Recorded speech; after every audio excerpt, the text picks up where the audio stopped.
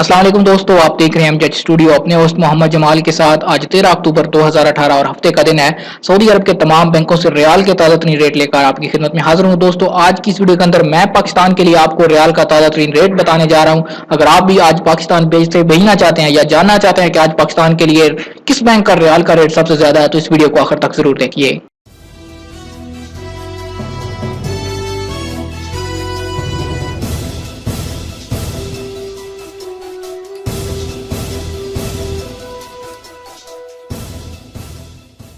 जी तो दोस्तों, अगर वीडियो का आगाज करते हैं आज इंजाज बैंक से। इंजाज बैंक आज पाकिस्तान के लिए एक रियाल का रेट दे रहा है 34 रुपए 91 पैसे।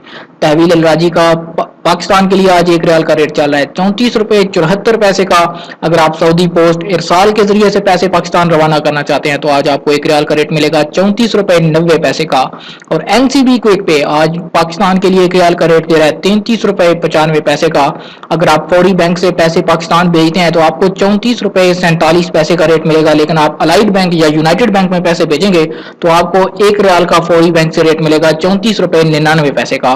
वेस्टर्न यूनियन का आज पाकिस्तान के लिए एक रियाल का रेट चल रहा है 34 रुपए 82 पैसे का।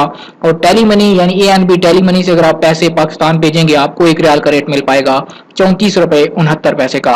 अगर आप एक्सप्रेस मनी के जरिए से पैसे पाकिस्तान ट्रांसफर करते हैं तो आपको एक रियाल का रेट मिलेगा 34 रुपए 74 पैसे का।